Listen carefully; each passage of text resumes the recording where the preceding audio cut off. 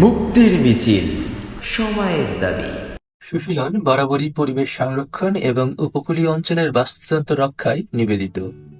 এবার তারা ভোলা জেলার চরাঞ্চলে সম্ভাব্য বৃক্ষরোপণ কার্যক্রম শুরু করার জন্য উদ্যোগ নিয়েছে।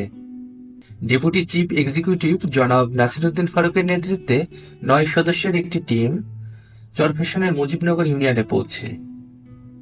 এই ভ্রমণের মূল লক্ষ্য ছিল পরিবেশ বান্ধব বৃক্ষরোপণের জন্য সম্ভাব্য জমি চিহ্নিত করা এবং স্থানীয় জনগণ ও ইউনিয়ন পরিষদের সাথে উক্ত বিষয়ে প্রাথমিক আলোচনা বা ম্যাপিং করা। তেঁতুলিয়া নদী পাড়ি দিয়ে 30 মিনিটের যাত্রায় মুজিবনগরে পৌঁছে শুরু হয় এই কার্যক্রম। আলোচনা ও পর্যবেক্ষণ শেষে তারা শিকদারের চর, বেড়িবাঁধ এবং মাঝের চরের বিভিন্ন এলাকা পরিদর্শন করে। শিকদারের চরে ফলস গাছ রোপণের জন্য জমি চিহ্নিত করা হয়। পাশাপাশি 15 কিলোমিটার দীর্ঘ বেড়িবাঁধ এলাকায় ফলস গাছ রোপণের মাধ্যমে পরিবেশগত ভারসাম্য রক্ষা করার একটি বড় সুযোগ পাওয়া গেছে। মাঝের চর এলাকায় কেওড়া বাগান করার প্রাথমিক ধারণাটি বিশেষভাবে উল্লেখযোগ্য।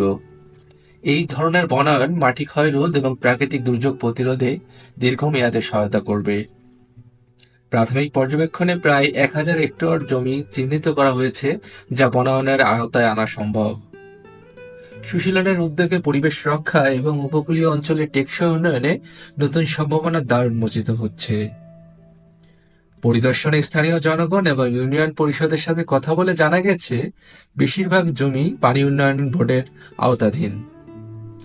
সুশীলন টিম পানি উন্নয়ন বোর্ড এবং ভূমি তফসিল অফিসের সাথে যোগাযোগ করবে এবং এই সমস্ত জমির যে আইনগত প্রক্রিয়া আছে সেগুলো অতি তাড়াতাড়ি জানার চেষ্টা করবে এবং ভোলা জেলায় আরো যে সমস্ত চরাঞ্চল আছে বৃক্ষরোপণের উপযুক্ত সেগুলোকেও এভাবে আইডেন্টিফাই করবে। এই উদ্যোগের মাধ্যমে ভোলার উপকূলীয় পরিবেশ রক্ষা এবং জীববৈচিত্র্য সংরক্ষণে সুশীলন একটি গুরুত্বপূর্ণ পদক্ষেপ নিতে খুবই আগ্রহী। এছাড়া স্থানীয় জনগণও এই প্রকল্প বাস্তবায়নে অংশগ্রহণ ও সহযোগিতায় আগ্রহী।